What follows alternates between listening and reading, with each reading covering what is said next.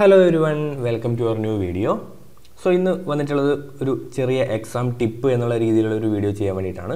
നമ്മൾ സാധാരണയായിട്ട് നമ്മുടെ വീഡിയോയുടെ താഴെ വരുന്ന കമന്റ്സിന്റെ സംശയങ്ങളുടെ ഉത്തരം എന്നുള്ള രീതിയിൽ ഒരു സൊല്യൂഷൻ എന്നുള്ള രീതിയിലുള്ള വീഡിയോസ് ചെയ്യാറുണ്ട്.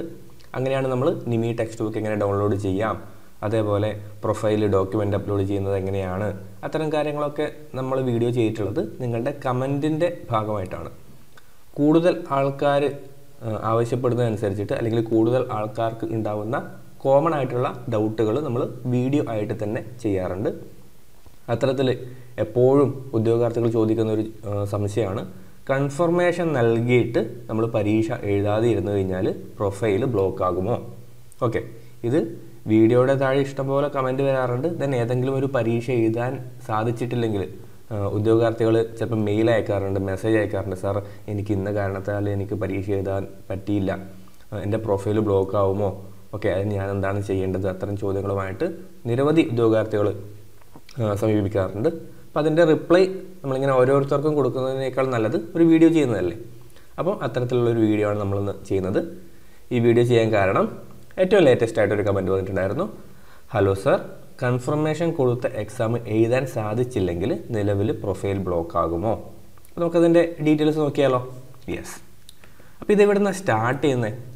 ഇത് സ്റ്റാർട്ട് ചെയ്യുന്നത് 2023 ജനുവരിയിൽ വന്നിട്ടുള്ളൊരു നോട്ടിഫിക്കേഷൻ്റെ ഭാഗമായിട്ടാണ് കേട്ടോ. യെസ്, അപ്പോൾ 2023 ഈ ഒരു അറിയിപ്പ് വന്നത്. പരീക്ഷ എഴുതാത്തവരുടെ പ്രൊഫൈൽ മരവിപ്പിക്കും. ഓക്കെ, അതായത് കൺഫർമേഷൻ കൊടുത്തിട്ടും പരീക്ഷ എഴുതാത്ത ഉദ്യോഗാർത്ഥികൾ ഉണ്ടെങ്കിൽ അവരുടെ പ്രൊഫൈൽ ബ്ലോക്ക് ചെയ്യപ്പെടുമെന്നുള്ള രീതിയിൽ വന്നിട്ടുണ്ടായിരുന്നു. വായിച്ചു നോക്കിയാലോ എന്താ? പരീക്ഷ എഴുതുന്ന ഉദ്യോഗാർത്ഥികളുടെ എണ്ണം മുൻകൂട്ടി കണ്ടെത്തുവാനും അതനുസരിച്ച് പരീക്ഷയുടെ തയ്യാറെടുപ്പുകൾ കൃത്യതയോടെ നടപ്പിലാക്കാനുമാണ് കൺഫർമേഷൻ സമ്പ്രദായം കൊണ്ടുവന്നത്. എന്നാൽ കൺഫർമേഷൻ നൽകിയിട്ടും പരീക്ഷ എഴുതാത്തവരുടെ എണ്ണം സമീപകാലത്ത് വർദ്ധിച്ചു വരുന്നതായി കമ്മീഷൻ വിലയിരുത്തി. ഇത് പരീക്ഷകളുടെ സുഗമമായ നടത്തിപ്പിനെ ബാധിക്കുന്ന സാഹചര്യത്തിൽ കൺഫർമേഷൻ നൽകിയിട്ടും പരീക്ഷ എഴുതാത്ത ഉദ്യോഗാർത്ഥികളുടെ പ്രൊഫൈൽ മരവിപ്പിക്കുന്നതടക്കമുള്ള കർശനമായ നടപടിയിലേക്ക് കടക്കുവാൻ കമ്മീഷൻ തീരുമാനിച്ചു. വളരെ നല്ലൊരു തീരുമാനമാണിത്. അതായത് ഇതെന്തുകൊണ്ടാണ് കമ്മീഷൻ ഈ ഒരു തീരുമാനത്തിലേക്ക് വന്നത്? നിങ്ങൾ കണ്ടാൽ തന്നെ നിങ്ങൾക്ക് തന്നെ എക്സ്പീരിയൻസ് ചെയ്തിട്ടുണ്ടാവും.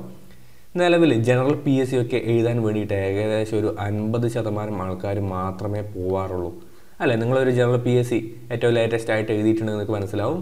20 പേരടങ്ങുന്ന ഒരു എക്സാം ഹാളിൽ നിയർലി ഒരു 10 12 ചില കേസസിൽ 10 താഴെയൊക്കെ ആൾക്കാർ മാത്രമേ പ്രസൻ്റ് ആവാറുള്ളൂ.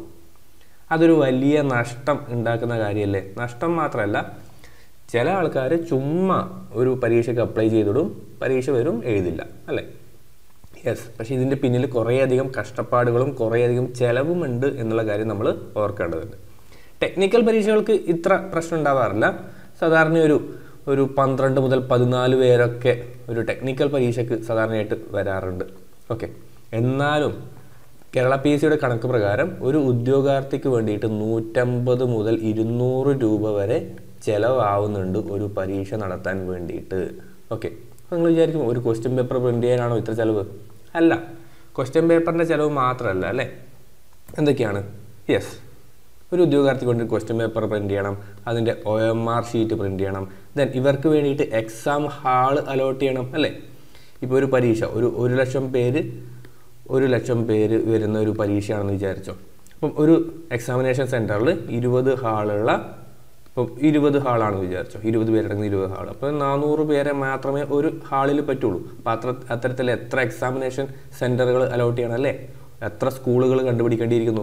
ഇനി ഈ ഓരോ സ്കൂളിലും അധ്യാപകരെ, ഇൻവിജിലേറ്റേഴ്സിനൊക്കെ അലോട്ട് ചെയ്യണം. അവർക്കൊക്കെ കൃത്യമായിട്ടുള്ള ശമ്പളം കൊടുത്തിട്ട് തന്നെയാണ് അവരെ എക്സാമിനേഷൻ ഡ്യൂട്ടിക്ക് കൊണ്ടുവരുന്നത്. ദെൻ അതിന് വേണ്ടിയിട്ടുള്ള വാഹനങ്ങൾ, അത്തരം കാര്യങ്ങളൊക്കെ കൺസിഡർ ചെയ്യുന്ന സമയത്ത് അറൗണ്ട് ഒരു 150 to 200 അത്ര ചിലവ് വരുന്നുണ്ട് ഒരു ഉദ്യോഗാർത്ഥിക്ക്. അപ്പോൾ നിങ്ങൾ ആലോചിച്ച് നോക്കിയാൽ ഒരു വലിയ പരീക്ഷ, ഒരു 50,000 പേരൊക്കെ എഴുതാത്ത ഒരു പരീക്ഷ എന്ന് വെച്ച് കഴിഞ്ഞാൽ എത്രയാണ് അതിൻ്റെ ചിലവ് വരിക, എത്രയാണ് അതിൻ്റെ നഷ്ടം വരിക?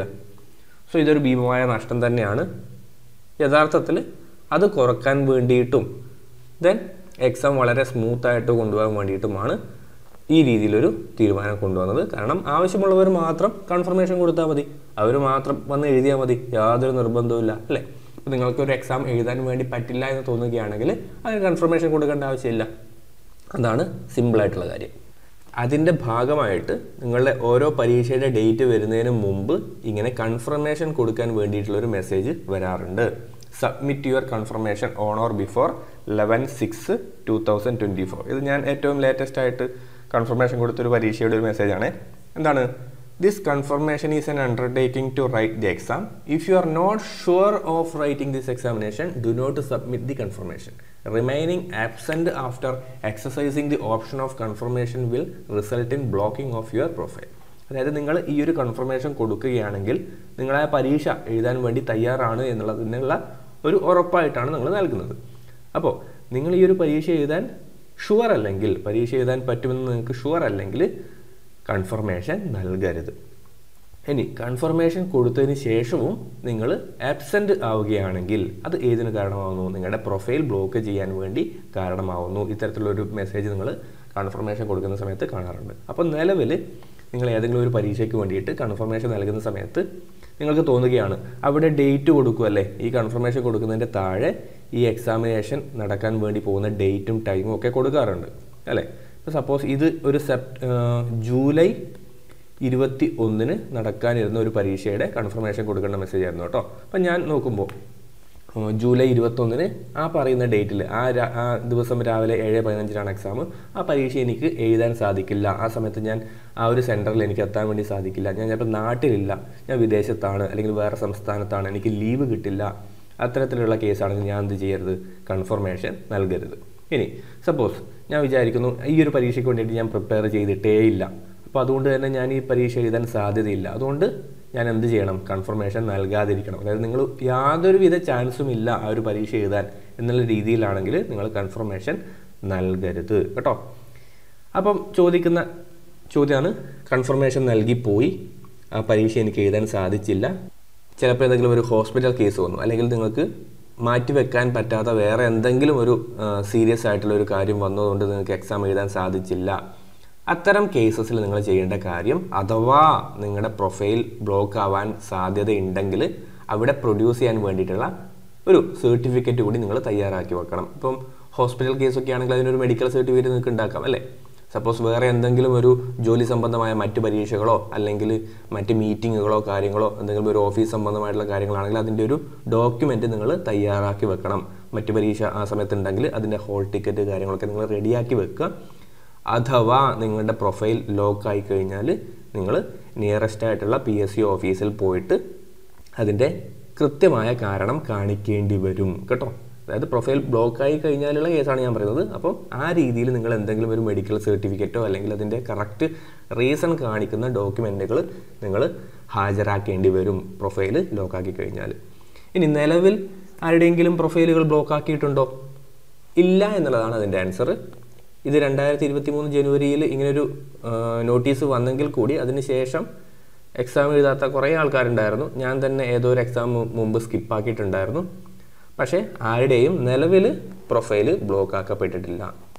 എന്നാൽ ഭാവിയിൽ ചിലപ്പോൾ അവർ പ്രൊഫൈൽ ബ്ലോക്ക് ചെയ്യാനുള്ള ഒരു പ്രവൃത്തി തുടങ്ങുകയാണെങ്കിൽ നമുക്ക് പറയാൻ വേണ്ടി പറ്റില്ല അല്ലേ. സപ്പോസ് അവർ തീരുമാനിക്കുന്നു ഒരു 2 എക്സാം എഴുതാത്ത ആളെ നമ്മൾ ബ്ലോക്ക് ചെയ്യുകയാണ്, അല്ലെങ്കിൽ 3 എക്സാം എഴുതാത്ത ആൾക്കാർ, 3-ൽ കൂടുതൽ എക്സാം എഴുതാത്ത ആൾക്കാരെ നമ്മൾ ബ്ലോക്ക് ആക്കാൻ വേണ്ടി തീരുമാനിക്കുകയാണെങ്കിൽ ചിലപ്പോൾ വന്നേക്കാം, ഭാവിയിൽ വന്നേക്കാം. കാരണം നിലവിൽ PSC കുറേയധികം മാറ്റങ്ങൾ കൊണ്ടുവരുന്നുണ്ട്. ഈ OTP സംവിധാനമൊക്കെ വളരെ സെക്യൂരിറ്റി കൂട്ടുന്ന ഒരു ടൈപ്പ് ഓഫ് സംവിധാനമാണ് അല്ലേ. അപ്പോൾ അതിൻ്റെ ഭാഗമായിട്ട് അവർ അടുത്ത സ്റ്റെപ്പിൽ തീരുമാനിക്കുകയാണ് ഓരോ വർഷവും 2 പരീക്ഷയിൽ കൂടുതൽ എഴുതാത്ത ആൾക്കാരുടെ പ്രൊഫൈലുകൾ ബ്ലോക്ക് ആക്കാൻ വേണ്ടി തീരുമാനിക്കുകയാണെന്ന് വിചാരിച്ചു കഴിഞ്ഞാൽ അത് ബുദ്ധിമുട്ടായിരിക്കും. അപ്പോൾ നിങ്ങൾ ചെയ്യേണ്ട കാര്യം, നിങ്ങളൊരു എക്സാം എഴുതാൻ സാധ്യതയില്ലെങ്കിൽ നിർബന്ധമായിട്ടും കൺഫർമേഷൻ കൊടുക്കാതെ ഇരിക്കുക.